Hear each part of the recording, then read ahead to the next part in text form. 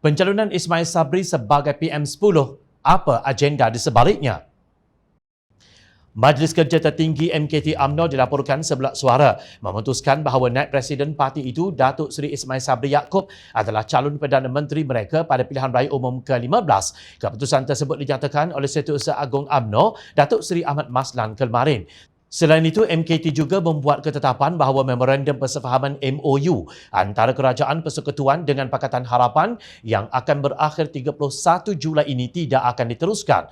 Selain Ismail Sabri, 3 lagi nama yang disebut-sebut sebelum ini ialah Datuk Seri Najib Razak dan Datuk Seri Zahid Hamidi dan Datuk Seri Muhammad Hassan. Boleh tahan juga pesaing Ismail Sabri yang jelas mempunyai pentaksub mereka yang tersendiri. Tetapi nampaknya MKT UMNO terpaksa akur kepada persepsi awam bahawa Najib dan Zahid adalah kluster mahkamah dan menjadi liability kepada parti itu. Tetapi mengapa Muhammad tersingkir sedangkan beliau selaku timbalan Presiden lebih tinggi kedudukannya dalam hierarki kepimpinan UMNO. Malah sebelum ini, Ahli Parlimen Padang Rengas, Datuk Seri Muhammad Nazri Aziz berkata Muhammad Hassan mendesak pilihan raya umum ke-15 disegerakan kerana kepentingan dirinya. Kalau kita buat macam itu, bubarkan Parlimen, kita dilihat mementingkan parti bukan rakyat. Nampak sangat masa ini, dia yakni Muhammad hanya fikirkan dirinya.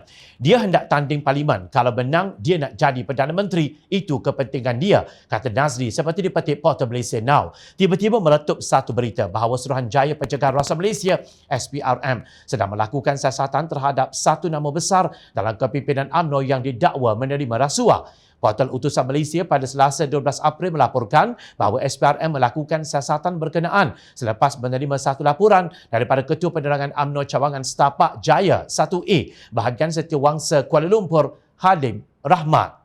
Halim berkata beliau mahu SPRM menyiasat secara telus mengenai kesahihan dakwaan Portal Malaysia Today bahawa Muhammad Hassan menerima suapan rasuah berkaitan projek pembalakan dan pajakan tanah di Negeri Sembilan sekitar tahun 2008 hingga 2010. Kami hadir ke Ibu Pejabat SPRM hari ini bagi meminta agensi itu menyiasat kesahihan tuduhan berkenaan.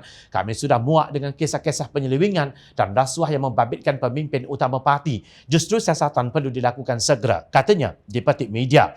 Pengarah Bahagian Pencegahan Pengubahan Wang Haram SPRM, Timbalan Pesuruhjaya Muhammad Zamri Zainul Abidin dilaporkan mengesahkan siasatan berkenaan. Setakat ini tidak ada tanda Ismail Sabri akan tunduk kepada tekanan Muhammad agar membubarkan Parlimen seperti yang dibangkitkan pada Perhimpunan Agung UMNO 2021 Mac lalu. Sebaliknya, Muhammad pula mendapati dirinya hanyut dan mungkin terdampar bersama-sama dengan Najib dan Zahid di Istana Keadilan sebagai kluster mahkamah. Ismail Sabri dilihat tidak bimbang jika ada pihak menarik sokongan kepadanya kerana 90 ahli Parlimen dari Pakatan Harapan sudah berjanji tidak akan menggugat kedudukannya sebagai Perdana Menteri sehingga pilihan raya umum ke-15. Bagaimanapun, ketetapan MKT UMNO bahawa parti itu tidak akan melanjutkan MOU antara Pakatan Harapan dan Kerajaan ditempelak oleh Pengarah Komunikasi Keadilan Fahmi Fazil. Fahmi mengingatkan UMNO bahawa MOU tersebut adalah antara Pakatan Harapan dan Kerajaan Pusat, bukan dengan parti dalam kerajaan. Menurut beliau, terdapat 4 lagi perkara dalam MOU yang perlu dilaksanakan menjelang 31 Julai, iaitu Undang-Undang Anti Lompat Parti, penggal 10 tahun, Jawatan Perdana Menteri, pengembalian semula Akta Perkhidmatan Parlimen dan pindaan peraturan mesyuarat Parlimen. Siapa agaknya yang tersenyum dan yang terkucil?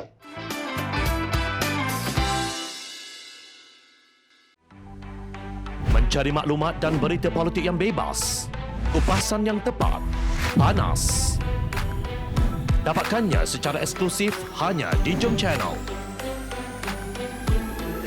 Komitmen kami, rentasan berita Isnin hingga Jumaat. Berbicara dan isu semasa, kami garapkan secara langsung. Panel-panel berkaliber dan profesional. Interaktif, pandangan anda kami raikan.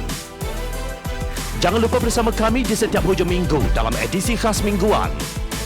Jom Channel, moving forward, sharing a new experience.